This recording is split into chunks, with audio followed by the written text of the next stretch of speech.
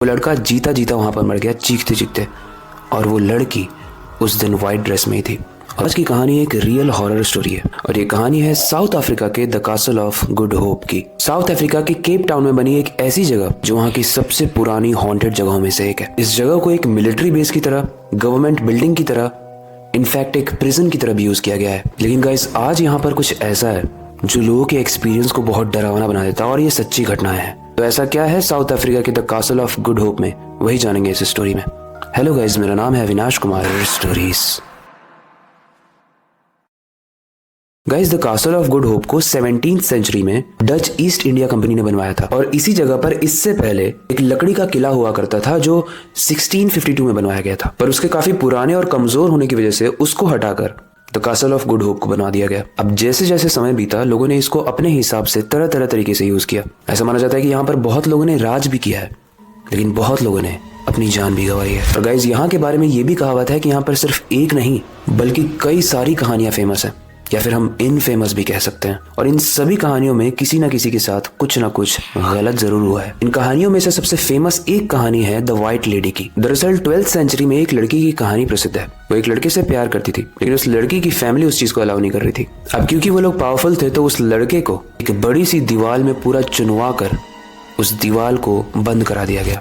वो लड़का जीता जीता वहां पर मर गया चीखते चीखते, और वो लड़की उस दिन व्हाइट ड्रेस में ही थी और वो बाहर रोते रोते मर गई। उस लड़की ने उस दिन बहुत हेल्प भी मांगी कि प्लीज इस दीवार को खोदो, वो मर जाएगा, लेकिन किसी ने भी उसकी हेल्प नहीं की। और यही रीजन है कि वहां पर अब जो भी जाता है वो सबसे अपना रिवेंज लेती है। इसके अलावा यहाँ पर एक जानवर की भी आत्मा रहती है, एक जानवर यानी काला कुत्ता। इस कहानी में ऐसा माना जाता है कि उस कुत्ते का जो मालिक था वो इस कैसल में काम किया करता था। उस कुत्ते के मालिक को दौरा पड़ा था।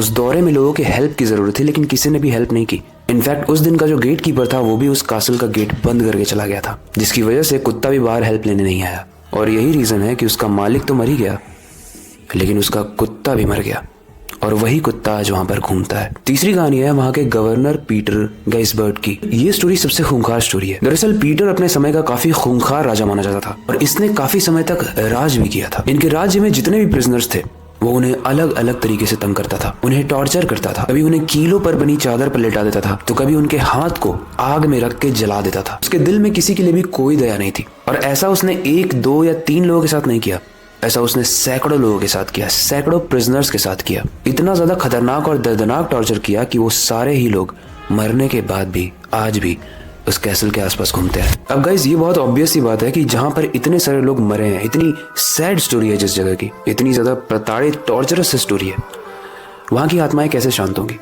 एंड इस कहानी से हमें एक और सीख मिलती है कि जब किसी को हेल्प की जरूरत होती है तो हमें करनी चाहिए। कई बार ऐसा होता है कि हमारे दोस्त हमें कॉल कर रहे होते हैं, लेकिन हम उसे इग्नोर करते हैं। वेल, मजाक से हट के हो सकता है कुछ सीरियस हो, उठा के अगर आप बिजी हो तो आप बस बोल दो कि मैं बिजी हूँ।